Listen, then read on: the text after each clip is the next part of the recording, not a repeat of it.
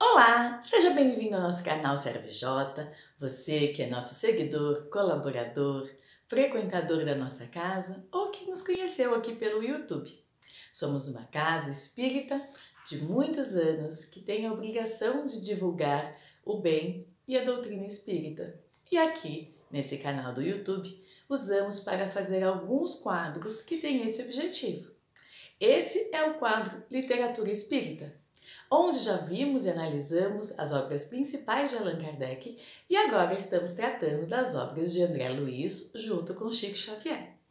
No vídeo passado, eu falei um pouquinho do André Luiz e do livro Nosso Lar, que foi o primeiro livro escrito por ele nessa trajetória que ele tem de divulgar aí esse lado espiritual. Hoje vamos falar um pouquinho sobre o segundo livro da série, Os Mensageiros, psicografado por Chico Xavier, de autoria de André Luiz. Então, se você não viu o nosso primeiro vídeo da série, volta lá no nosso canal que vai estar disponível e você pode começar então lá pelo início, conhecendo um pouquinho de todas essas obras maravilhosas. E do que trata esse livro Os Mensageiros? Aqui é o segundo livro de André Luiz.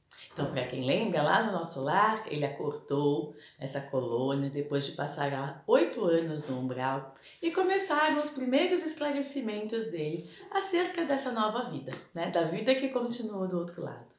Aqui, em Os Mensageiros, André Luiz é direcionado ao centro de mensageiros que tem o objetivo de levar para a Terra ensinamentos, mensageiros, pessoas capazes de ajudar na evolução, no crescimento de todos aqueles que encontram-se aqui encarnados. E esses mensageiros, eles não atuam somente com mensagens ou com correios. Ele nos explica aqui, no Centro de Mensageiros, que esses mensageiros são enviados para a Terra, para serem mensageiros vivos, para trabalharem com a ação, com o movimento, com a missão de divulgar o conhecimento, o bem, aquilo que a doutrina espírita prega. Porém, como vemos aqui ao longo do livro, poucos saem vitoriosos dessa missão.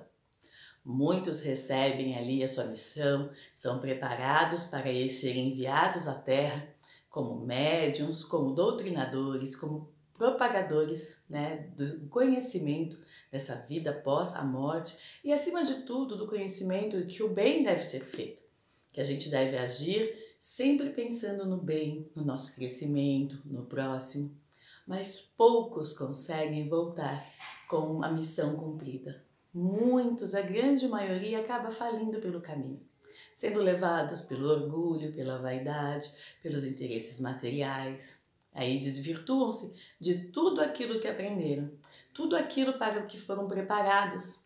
E aí, ao chegar na Terra, acabam caindo em todas essas dificuldades, não resistindo e voltando para o plano espiritual com a sua missão sem cumprir. E muitas vezes ainda com dívidas agravadas em virtude dos desviamentos que fez durante a encarnação anterior. Esse livro nos mostra também a importância da oração.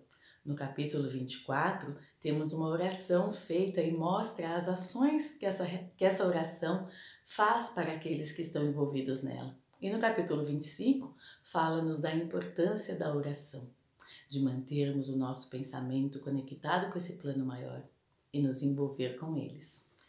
Vou ler para vocês um trechinho que ele fala do capítulo 3, que ele explica o centro dos mensageiros. Então, aqui ele fala: o serviço legítimo não é fantasia, é esforço sem o qual a obra não pode aprender nem prevalecer. Longas fileiras de médiuns e doutrinadores para o mundo carnal partem daqui com as necessárias instruções, porque os benfeitores da espiritualidade superior, para intensificarem a redenção humana, precisam de renúncia e altruísmo. Quando os mensageiros se esquecem do espírito missionário e da dedicação aos semelhantes, costumam transformar-se em instrumentos inúteis. Há médiuns e mediunidade, doutrinadores e doutrina, como existem a enxada e os trabalhadores. Pode a enxada ser excelente, mas se falta espírito de serviço no cultivador, o ganho da enxada será inevitavelmente a ferrugem. Assim acontece com as faculdades psíquicas e com os grandes conhecimentos. A expressão mediúnica pode ser riquíssima. Entretanto, se o dono não consegue olhar além dos interesses próprios, fracassará fatalmente na tarefa que lhe foi conferida.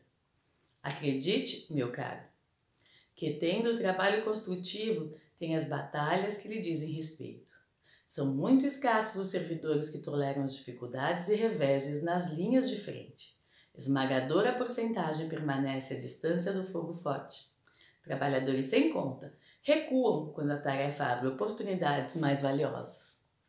Então ele nos mostra ao longo desse livro como muitos foram preparados, treinados para reencarnarem na Terra, levando todo esse conhecimento, com a doutrina, com a missão de fazer, de divulgar, de acontecer, de melhorar, de aprimorar-se nessa tarefa, muitos com o dom da mediunidade ou com a capacidade de fazer a doutrinação, e quantos falharam nessa tarefa, porque foram iludidos, foram levados por coisas terrestres, por coisas que passam, por orgulho, por vaidade, e que toda tarefa cumprida, ela pode ser difícil, ela pode exigir muito esforço, mas quando a gente consegue cumprir aquela missão, aquilo que nos foi trazido para fazer, a gente também cresce, aprende, auxilia a humanidade como um todo. Esse livro é muito importante e eu recomendo a leitura de todos aqueles que querem conhecer um pouquinho mais da doutrina espírita. Principalmente se você é um médium, um doutrinador, faz parte de uma casa espírita, conhecer a missão que se tem, a importância que se tem, as dificuldades que se encontram no caminho são fundamentais para não desistirmos, seguirmos em frente e conseguirmos cumprir com a nossa missão. Então, se você gostou do vídeo, curta, compartilhe, divida essa experiência com seus amigos e, acima de tudo, leia o livro, porque é um livro que traz muito conhecimento, que traz muita coisa produtiva, principalmente para aqueles que conhecem, que querem conhecer e que querem se aprofundar na nossa doutrina espírita. Até o próximo quadro, aqui Literatura Espírita, e não deixe de acompanhar aí semanalmente os vídeos aqui do canal.